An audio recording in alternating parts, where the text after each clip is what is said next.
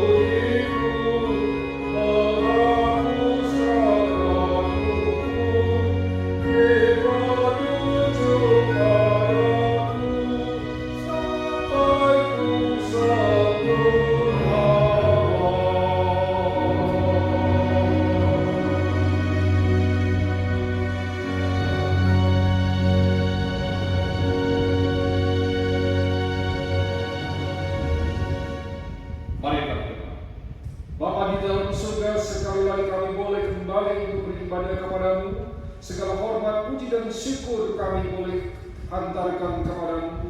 Kami bersyukur untuk pemberian dan pimpinan daripadamu untuk hidup kami, sehingga kami boleh memasuki di minggu yang baru ini. Kami boleh ada sebagaimana kami adanya.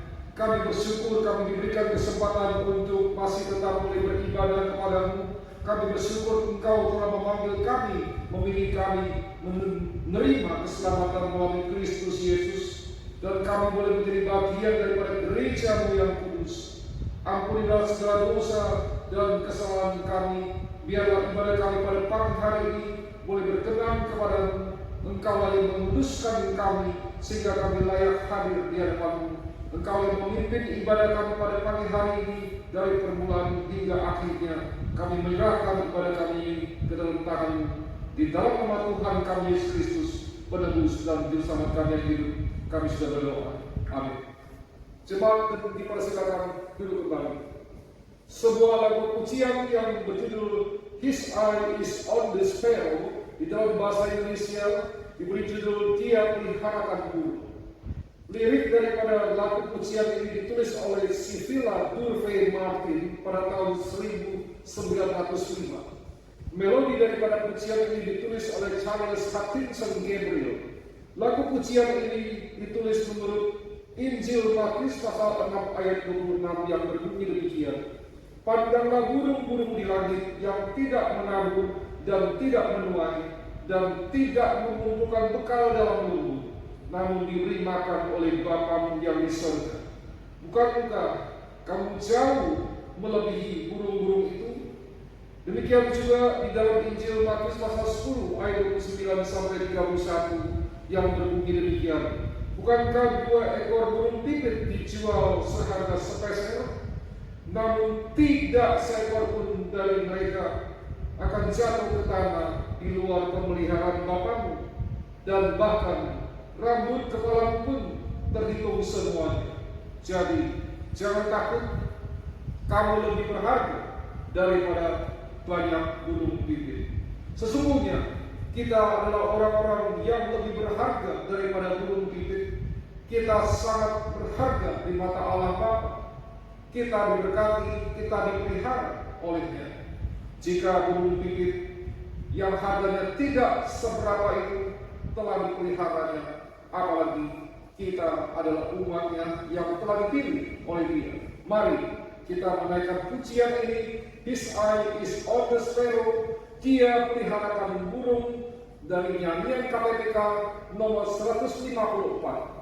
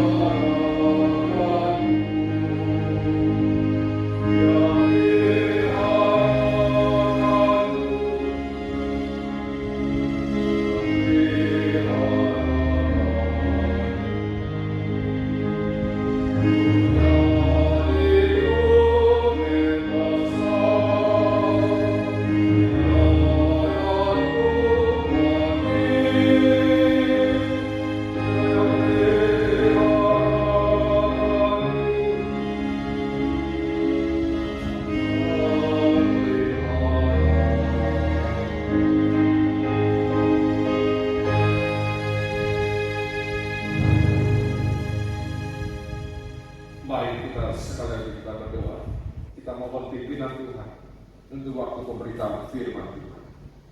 Bapa di dalam surga, sekali lagi kami boleh datang ke hadirat-Mu. Pimpinlah waktu pemberitaan firman ini. Berikanlah kepada kami hikmat-Mu, sehingga kami dapat betul-betul memahami firman-Mu. Kami mohon pertolongan daripada Roh Kudus untuk menerangi hati dan pikiran kami, sehingga hati dan pikiran kami boleh menerima kebenaran-Mu yang sejati, sehingga kami tidak jatuh ke dalam kesesatan yang membinasakan kami. Kasihanilah dan tolonglah hamba-Mu yang terbatas dan yang berkekurangan ini, di dalam menyampaikan firman-Mu yang benar, yang berharga dan yang mulia ini. Engkaulah yang menaklukkan hati dan pikirannya,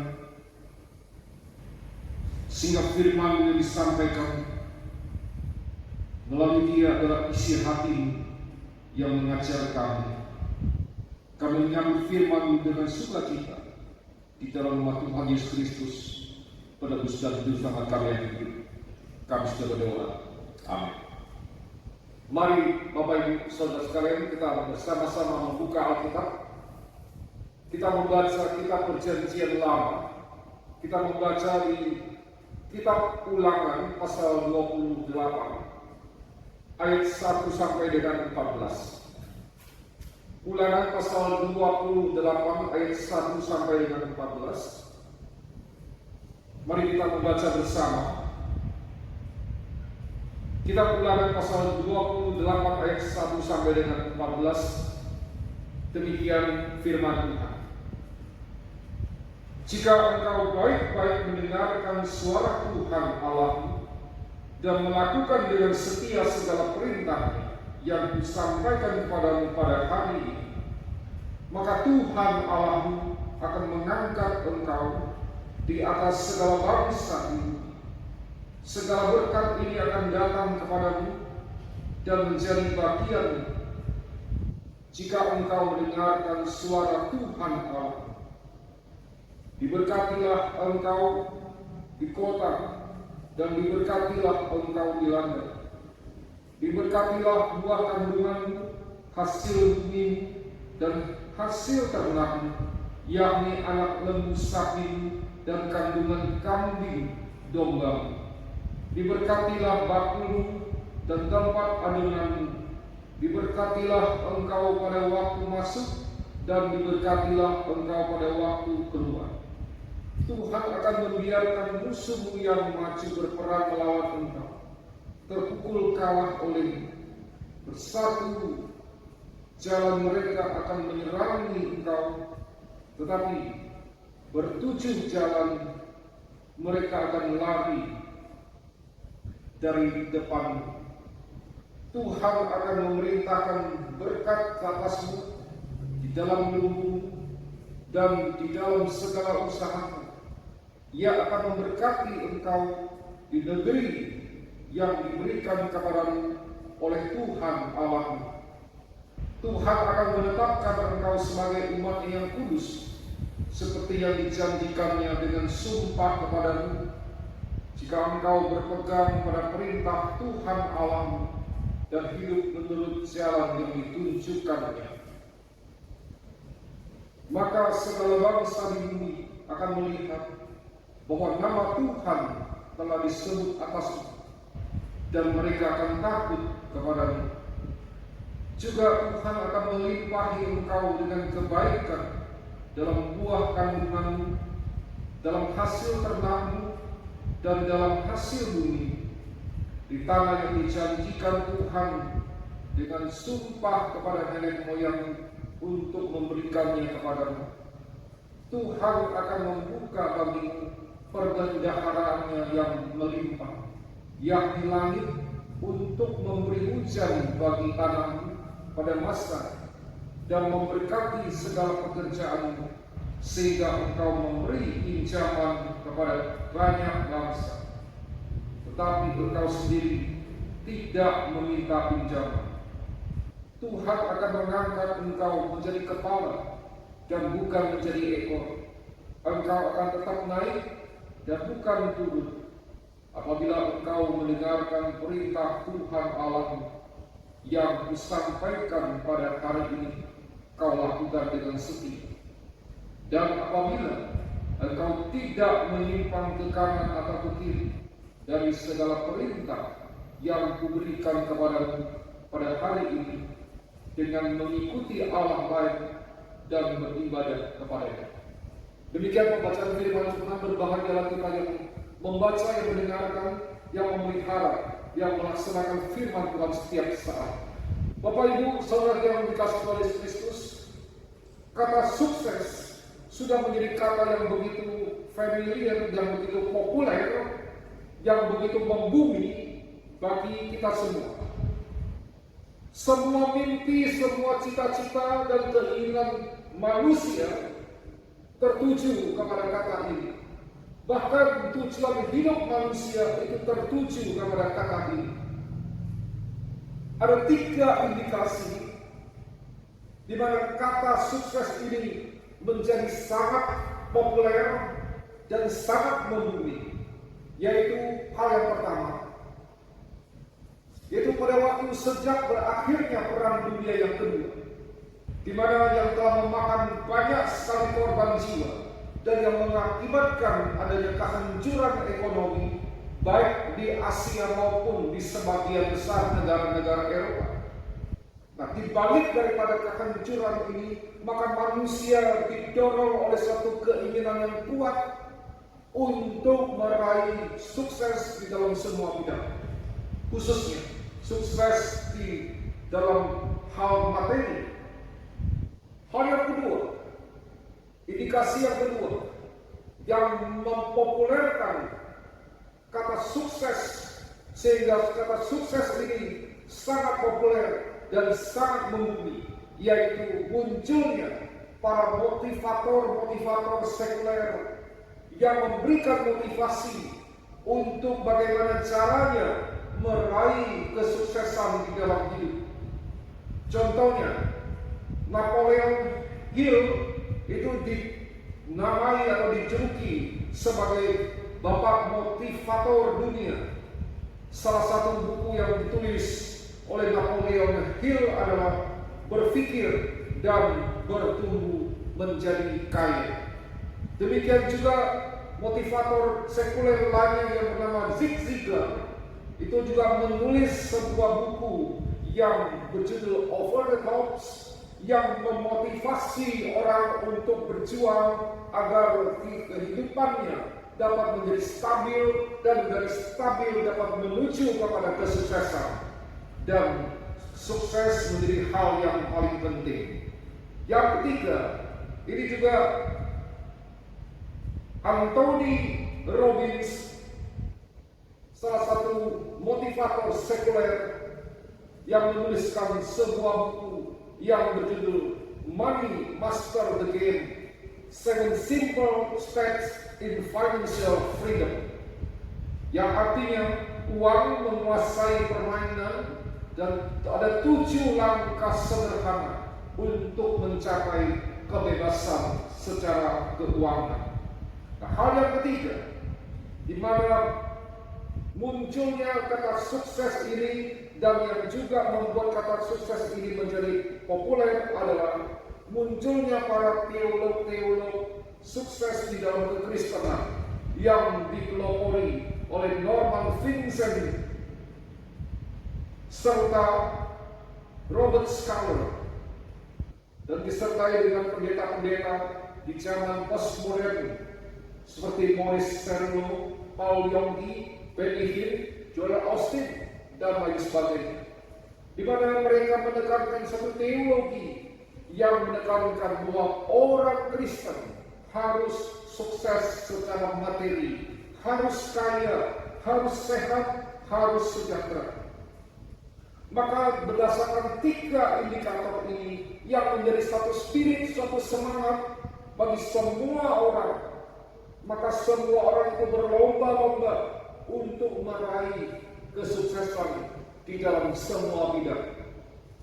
Ukuran daripada kesuksesan itu diukur dari berapa banyaknya harta kekayaan, berapa tingginya kedudukan, berapa luasnya ketenaran, berapa besarnya nikmat atau kenikmatan, berapa dalamnya kesejahteraan jasmani. Jadi kalau sudah meraih semuanya itu, maka orang tersebut dapat dikatakan sukses dan makmur. Nah, pada hari ini kita mau melihat dari segi Alkitab, apakah pandangan Alkitab di dalam pandangan kekristenan tentang kesuksesan ini. Di dalam Alkitab tidak ada kata sukses secara literal, tetapi di dalam Alkitab terdapat kata berkat dan berhasil. Di dalam Perjanjian Lama, kata berkat itu berasal dari kata baraka, yang berarti karunia benda atau berkat secara materi.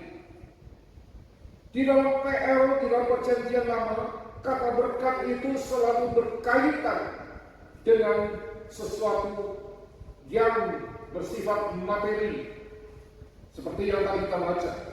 Tetapi jangan lupa bahwa keterkaitan dengan segala sesuatu yang bersifat materi itu tidak terlepas dari hubungan antara manusia dengan Allah, di mana Allah adalah sumber berkat dan manusia adalah penerima berkat. Di dalam seluruh Perjanjian Lama, semua orang yang diberkati oleh Tuhan itu adalah orang yang hidupnya berpusat, bersumber, tertuju kepada Tuhan yang adalah sumber berkat. Sebagai contoh, Abraham, karena hubungannya begitu erat dengan Tuhan, hubungannya, relasinya begitu baik dengan Tuhan, maka Tuhan membuat dia diberkati dan berhasil. Abraham itu diberkati dalam hal iman, juga diberkati dalam hal materi. Lalu kemudian kita melihat contoh yang kedua, Yusuf di dalam hidupnya, mulai sejak dia mengalami peristiwa percobaan pembunuhan, kemudian dia dijual sebagai budak di tanah Mesir, lalu kemudian dia menderita di dalam penjara karena dia difitnah oleh istri Potifar, sang majikannya. Lalu sampai kepada kesuksesannya, dia masuk ke negeri Mesir, dia sebagai penguasa utama dari Raja Firaun. Maka kita boleh melihat ada satu kata yang diucapkan oleh Yusuf atas semua yang dialami dan yang dia terima. Dia mengatakan, Allah lah yang menempatkan aku di sini. Yang ketiga, kita juga melihat bahwa Musa, bagaimana semasa kecilnya 40 tahun pertama ia bertempat tinggal di istana Raja Firaun. Lalu kemudian 40 tahun yang kedua dia menjadi seorang peternak. 40 tahun yang ketiga dia menjadi seorang pemimpin Israel. Di sini kita melihat bahwa Musa menegaskan bahwa dia beserta dengan bangsa Israel itu adalah memiliki hubungan yang begitu erat, relasi yang begitu baik dengan Tuhan. Nah, itu sebabnya di dalam Ulangan pasal 28 di ayat yang pertama, Musa mengatakan, jika engkau baik-baik mendengarkan suara Tuhan Allahmu dan melakukan dengan setia segala perintah yang kusampaikan kepadamu pada hari ini, maka Tuhan Allahmu akan mengangkat engkau di atas segala bangsa di bumi, dan segala berkat ini akan datang kepadamu dan menjadi bagianmu. Jadi di dalam Perjanjian Lama kita boleh melihat sukses, berkat, berhasil itu bukan tujuan, melainkan dampak daripada tujuan.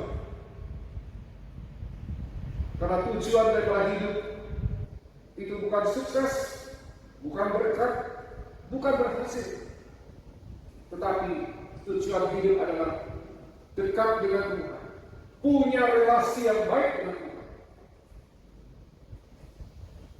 Maka berkat itu akan datang mengikuti orang tersebut. Di dalam perjanjian baru kita melihat kembali,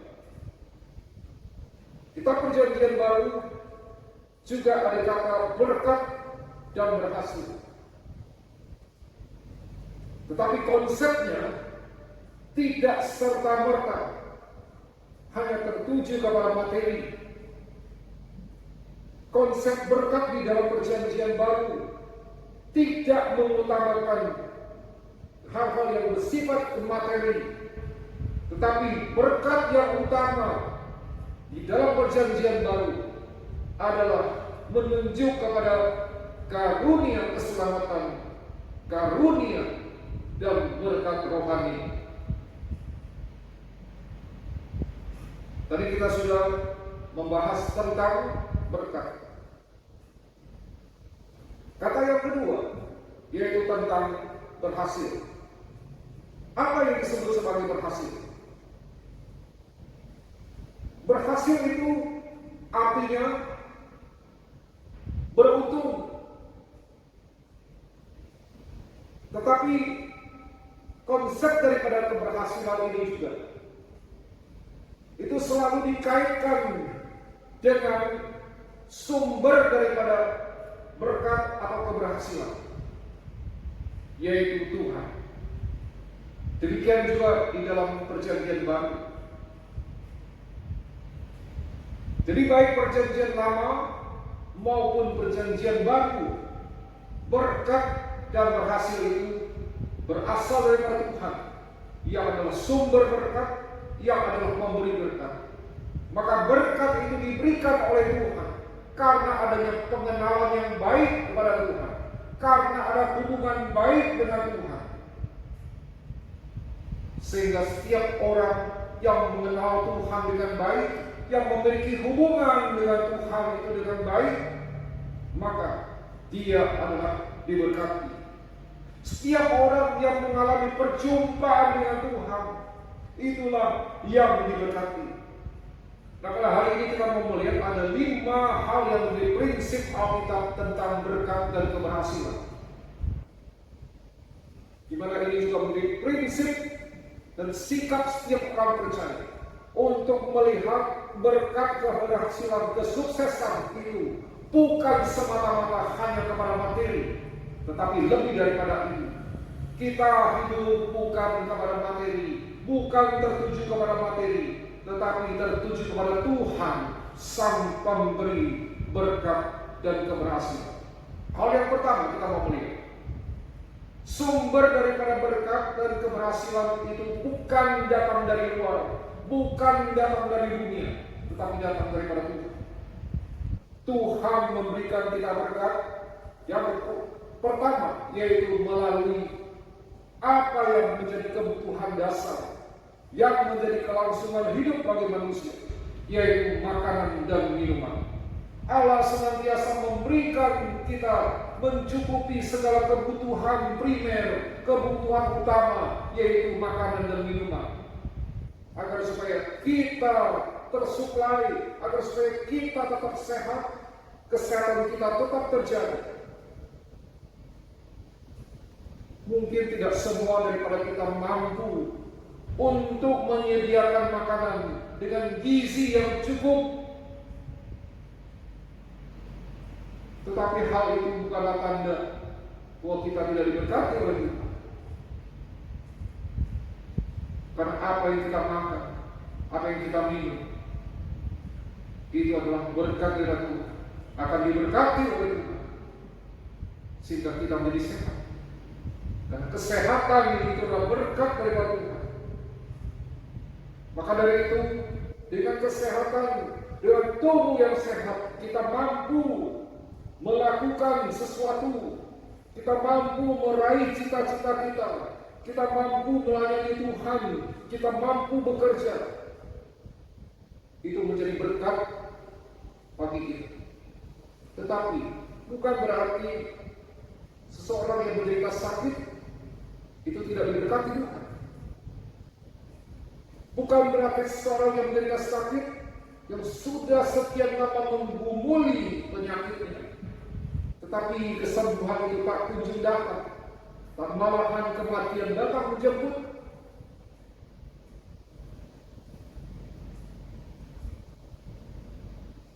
Nah, saudara, kita memperhatikan di sini. Bukan berarti orang yang menderita sakit itu, yang penyakitnya tidak sembuh, bahkan yang mati itu tidak diberkati. Karena kita tidak mengetahui dengan pasti. Ada di balik sakit penyakit, bahkan di balik kematian, itu ada maksud dari Tuhan yang mendalam. Karena rancangan Tuhan itu bukan rancangan kita. Rancangan Tuhan itu tertinggi daripada apa yang kita pikirkan, dari apa yang kita rencanakan. Selain Allah memberikan kita berkat melalui makanan, minuman, dan kesehatan, Allah juga memberikan kita berkat melalui pekerjaan, kan? Kita melihat bahwa hampir separuh daripada kehidupan seorang itu dilewati dengan masa bekerja. Ada orang yang begitu mencintai pekerjaan, ada orang yang begitu terdorong untuk melakukan suatu pekerjaan lebih banyak. Ada orang yang terpesona dengan pekerjaan, dia memiliki, memanfaatkan peluang daripada pekerjaan itu, dan yang juga berani menghadapi tantangan daripada pekerjaan itu. Maka orang tersebut dapat dikatakan hidup untuk bekerja. Dan sebagian orang lagi, ada yang juga yang bekerja hanya sebagai apa? Hanya untuk memenuhi satu tuntutan kehidupan. Mungkin dia akan merasa pekerjaan yang begitu berat, melelahkan, menjenuhkan. Tetapi biar bagaimanapun juga, bekerja adalah menjadi suatu berkat yang diberikan oleh Tuhan kepada manusia, sehingga dapat mencukupi kebutuhan keuangan kita. Pekerjaan itu bukan hasil daripada kemampuan kita. Pekerjaan itu bukan hasil daripada pengetahuan kita. Pekerjaan itu bukan karena begitu adanya, tetapi pekerjaan itu adalah pemberian dari Tuhan. Itu sebabnya Allah mengingatkan agar supaya kita dapat merendahkan diri dengan apa yang kita miliki, apa yang kita kerjakan, karena semuanya itu adalah berkat dari Tuhan. Kita betul menggunakan kekuatan kita untuk bekerja, menggunakan kemampuan kita, keahlian kita, pengetahuan kita. Tapi kita jangan lupa bahwa Allah berada di balik dari semuanya ini. Allah yang memberikan kita kekuatan, Allah yang menggerakkan, memberikan kita kemampuan, Allah yang memberikan kita hikmat, sehingga kita mampu menyelesaikan pekerjaan kita itu dengan baik. Hal yang kedua yang harus kita lihat, yang menjadi prinsip itu adalah keberhasilan dan berkat itu adalah dampak daripada hubungan kita dengan Tuhan. Maka tujuan kita hidup bukan tertuju kepada berkat dan keberhasilan itu. Yesus berkata di dalam Matius pasal 6 ayat 33, carilah dahulu kerajaan Allah dan kebenaran, maka semua itu akan ditambahkan kepadamu. Artinya bagaimana kita harus lebih memprioritaskan kerajaan Allah yang ada di atas daripada apa yang ada di bumi. Kita harus mencari keselamatan yang diisyaratkan oleh kerajaan Allah. Karena kerajaan Allah itu sesungguhnya lebih berharga, jauh lebih berharga daripada segala sesuatu yang ada di bumi ini. Lebih berharga daripada kekayaan dunia. Di sini kita harus dapat melihat apa yang menjadi prioritas kita. Apakah kesuksesan dunia, keberhasilan dunia, berkat jasmani, atau kerajaan Allah yang menjadi prioritas kita. Jadi kita jangan membalikkan. Seringkali pengertian kita itu berbeda dengan pengertian Allah. Ketika kita berbicara tentang apa yang kita butuhkan, maka kita menilai bahwa kebutuhan itu adalah sebagai sesuatu hal harta benda yang belum kita miliki. Lalu kemudian kita merasa butuh itu.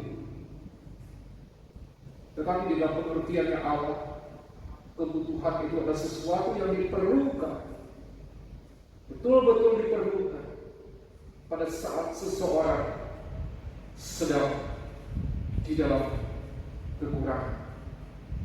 Oleh sebab itu, berkat daripada Tuhan itu harus kita sadari itu bukan menjadi tujuan kita, tetapi itu hanya dampak daripada kedekatan kita, hubungan kita, pengenalan kita yang baik dengan Tuhan sampai memberi berkat.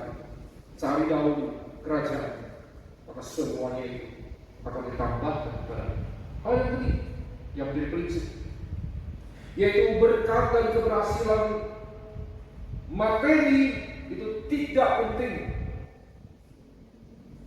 tetapi yang paling penting itu adalah berkat dan keberhasilan hal-hal yang non materi. Kita melihat kembali Ulangan pasal 28 ayat 13. 28 ayat 13 yang berbunyi demikian. Tuhan akan mengangkat engkau menjadi kepala dan bukan menjadi ekor. Engkau akan tetap naik dan bukan turun. Apabila engkau mendengarkan perintah Tuhan alam yang disampaikan pada hari ini, kau lakukan dengan setia. Apa yang dimaksudkan dengan kepala? Apa yang dimaksudkan dengan ekor? Kepala itu berarti menjadi pemimpin. Kepala itu juga menjadi pemberi arah. Jadi menjadi kepala itu sangat jelas. Kemana kepala pergi, maka ke tempat itu ekor mengikuti. Tetapi pahami di sini bahwa menjadi kepala bukan soal kekayaan, bukan soal kualitas, bukan soal kuantitas, tetapi ini soal apa? Ini soal kerohanian, ini soal kualitas. Di dalam konteks ayat ini, bangsa Israel dituntut tidak boleh seperti bangsa lain yang tidak mengenal Allah. Israel itu dituntut setia terhadap firman Allah. Israel dituntut mengajarkan berulang-ulang firman Allah kepada setiap anak-anak. Itulah menjadi kepala. Dalam kesetiaan itu mereka diatur oleh hukum Allah.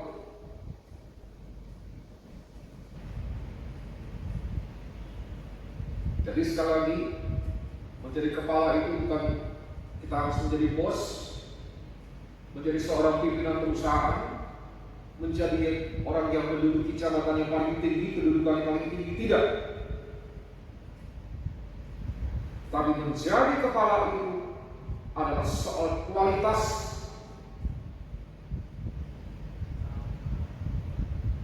Kita bagaimana harus menjadi orang yang betul-betul mengenal Allah, orang yang betul-betul setia terhadap firman Tuhan, orang yang betul-betul taat kepada hukum Allah. Nah, kita melihat harta, kekayaan, dan yang lain itu bukan jadi tujuan. Tujuan kepala itu adalah memberi arah, memimpin di jalan yang benar. Lalu bagaimana dengan ekor? Kalau ekor itu sudah jelas. Bagaimana mengekor? Mengikuti arus zaman. Kalau dunia cinta uang, materialistis, maka kita juga mengekor. Kalau dunia menghalalkan dan mengumpulkan uang untuk kehormatan diri sendiri, maka kita juga mengikutinya. Tetapi saudara, kita mau melihat, kalau kita hanya tahu mengekor dengan kepala dan bukan daripada Tuhan, maka kita tentunya akan menjadi hal, akan berada di dalam syarat yang salah.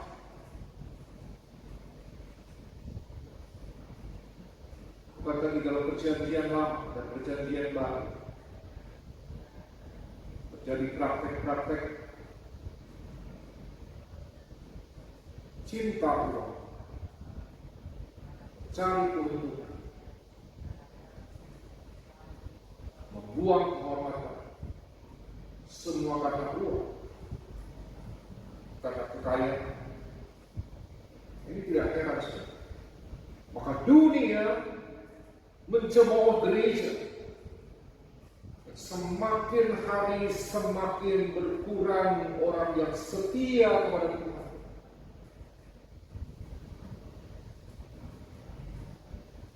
Kita memikirkan berkat dan keberhasilan dalam hal materi. Kita memikirkan berapa uang yang ada di dalam deposito itu. Kita memikirkan berapa uang yang ada di dalam tabungan kita. Kita memikirkan berapa banyak harta benda yang sudah berhasil kita simpan dan yang kita kumpulkan. Tetapi kita tidak memikirkan tentang berkat dan keberhasilan yang bersifat non-materi. Apa itu berkat dan keberhasilan yang non-materi? Kita tidak memikirkan tentang keberhasilan di dalam kebenaran, di dalam kekudusan, di dalam kemuliaan, di dalam keserupaan diri kita dengan Kristus. Kita menganggap semuanya itu tidak penting. Ini yang menjadi satu problem, menjadi persoalan bagi kita. Sehingga kita tidak bisa menjadi orang Kristen yang benar-benar Kristen. Kita hanya ikut-ikutan menjadi orang Kristen. Kita hanya mau menjadi orang Kristen kalau kita diberkati secara jasmani. Sehingga ketika kita diberkati, maka kita berkata puji Tuhan. Tetapi ketika kita tidak mendapatkan berkat jasmani, maka kita marah kepada Tuhan dan kita meninggalkan Tuhan. Kita memberikan persembahan kepada Tuhan dengan tujuan agar Tuhan memberkati kita, memberikan kita berkat yang berlimpah, yang berlipat ganda. Persembahkan 10.000 mendapatkan 100.000, 100.000 mendapatkan 1 juta. Mempersembahkan 1 juta dapat 10 juta, 10 juta dapat 100 juta, dan seterusnya. Tetapi jika engkau tidak mendapatkan itu, maka engkau meninggalkan Tuhan. Sesungguhnya berkat yang paling penting itu bukan berkat materi, tetapi berkat akan pengenalan Allah Tritunggal yang memiliki kehidupan itu diberikan kepada kita sehingga kita memiliki satu kodrat ilahi dan kemudian meluputkan kita dari segala kebinasaan.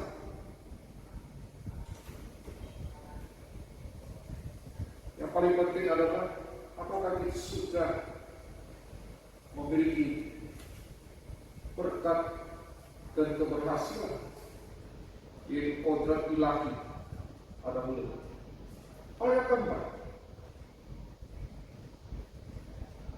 yang menjadi prinsip bagi kita di dalam hal berkat dan keberhasilan, kita tidak perlu membandingkan dengan apa yang kita miliki dengan yang orang lain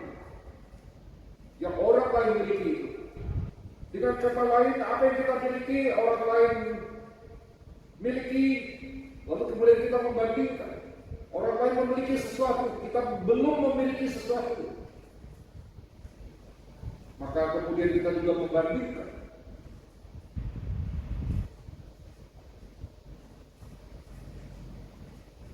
Kalau kita memiliki sikap yang demikian, maka kita akan tergelincir, kita akan terperangkap di dalam harta,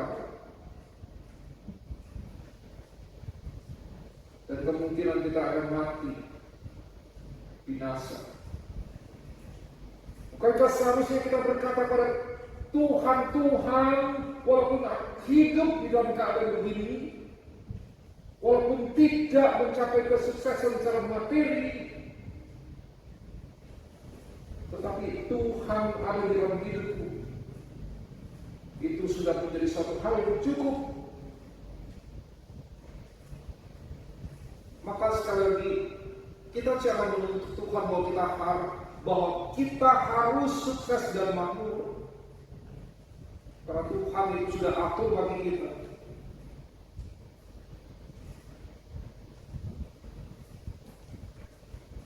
Apa sesungguhnya yang menjadi kebutuhan utama di dalam hidup? Makanan, minuman, ini yang menjadi satu kebutuhan dasar. Satu hari berapa banyak kita bisa makan? Bukan satu hari itu 3 kali, mungkin 4 kali, mungkin 5 kali. Atau mungkin karena kita sudah berumur, kita memakan hanya satu hari, hanya makan 2 kali. Lalu berapa banyak uang yang bisa kita pakai di dalam satu hari? Apa saja yang kita belanjakan? Kebutuhan atau keinginan. Kalau kita bisa memahami itu, apakah itu kebutuhan, apakah itu keinginan, maka kita akan bisa memahami apa tujuan hidup kita. Maka kita pun akan tahu apa yang harus kita lakukan di dalam kehidupan kita sehari-hari. Itu sebabnya di dalam ayat yang ke-14 misalnya dikatakan, di ayat yang ke-13b misalnya dikatakan, apabila engkau mendengarkan perintah Tuhan Allahmu yang kusampaikan pada hari ini, kau lakukan dengan setia.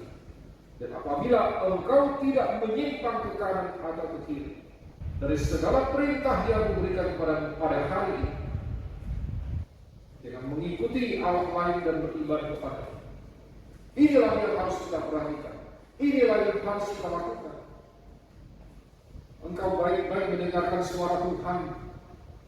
Engkau melakukan hal yang dengan setia terhadap segala perintah.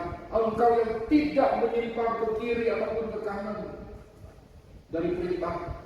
Engkau yang tidak mengikuti Allah lain dan beribadah kepada Allah lain. Pada yang terakhir, yang menjadi prinsip bagi kita, di mana kita memahami berkat dan keberhasilan itu, yaitu kita bertanggung jawab untuk mengembalikan segala sesuatu yang sudah kita peroleh kepada kita. Yesus berkata di dalam Injil Lukas pasal 12 ayat 48, setiap orang yang kepadanya banyak diberi, maka daripadanya akan banyak dituntut. Dan kepada orang yang banyak dipercayakan, maka daripadanya akan lebih banyak lagi dituntut. Jadi kalau kita sudah menerima apa yang Tuhan berikan kepada kita, maka Tuhan juga menuntut itu akan apa yang sudah Tuhan berikan kepada kita. Kita bertanggung jawab atas pemberian berkat daripada Tuhan itu. Kita jangan menyalahgunakan pemberian dari Tuhan itu dengan melakukan hal-hal yang tidak berkenan kepada Tuhan. Tapi kita menggunakan apa yang sudah Tuhan berikan itu untuk hal-hal yang berkenan kepada Tuhan dan yang memuliakan Tuhan. Tuhan sudah mempercayakan kita untuk mengelola apa yang Tuhan percayakan itu kepada kita. Maka hendaknya kita tidak mengkhianati itu. Kita tidak melawan Tuhan.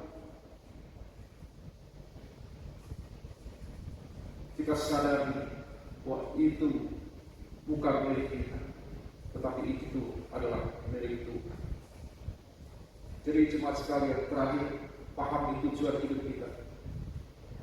Bukan sukses, bukan makmur, bukan berhasil, bukan diberkati, tetapi tujuan hidup kita ini adalah Tuhan. Berkat keberhasilan itu hanya dampak dari kita yang mengutamakan Tuhan di dalam hidup. Jadi ke gereja bukan mencari berkat, tetapi mencari Tuhan. Karena berkat adalah pemberian dari Tuhan berdasarkan otoritas dan kedaulatan kepada kita. Setiap orang sesuai dengan apa yang kita butuhkan, bukan yang kita inginkan. Amin. Mari kita berdoa. Bapa di dalam surga, kami bersyukur atas berkat yang telah Engkau berikan kepada kami sepanjang hidup kami. Kami menyadari bahwa jika pada hari ini kami sudah menerima berbagai hal yang menjadi berkat yang berasal daripada-Mu, yang Kau berikan kepada kami dan yang Kau percayakan kepada kami, semata-mata Kau berkat daripada anugerah kasih karunia dan belas kasihan daripada-Mu, sehingga kami dapat menyadari hal ini. Kami tidak mengutamakan berkat jasmani, kami tidak mencari, tetapi kami boleh hanya mencari Engkau yang menjadi sumber daripada berkat dan Sang Pemberi berkat ini. Ajarlah kepada kami, hati kami, diri kami selalu hanya berfokus kepada Engkau, bukan pada harta yang ada di dunia ini. Ajari kami supaya kami mencari kerajaan-Mu, bukan mencari dunia dan segala isinya. Ajari kami untuk tunduk dan taat kepada segala sesuatu yang berkenan kepada-Mu, yang Engkau memberikan kepada kami sesuai dengan keinginan. Bukan sesuai dengan keinginan, tetapi sesuai dengan kebutuhan. Terpujilah nama-Mu ya Tuhan. Berkati sidang jemaat ini di dalam nama Tuhan kami Yesus Kristus, penebus dan juru selamat kami yang hidup. Kami sudah berdoa. Amin. Jemaat dimohon untuk berdiri. Pulanglah di dalam damai sejahtera Allah Tritunggal. Jadilah garam dan terang bagi dunia yang semakin tawar dan yang semakin gelap ini. Kiranya kasih karunia anugerah dari Allah Bapa, kasih karunia dari Allah Anak Yesus Kristus, pertolongan, persekutuan dan penghiburan dari Allah Roh Kudus yang senantiasa menyertai kita dari saat ini sampai selama-lamanya. Amin. Jemaat dibesarkan, duduk kembali saat ini, ibadah selesai. Sampai berjumpa.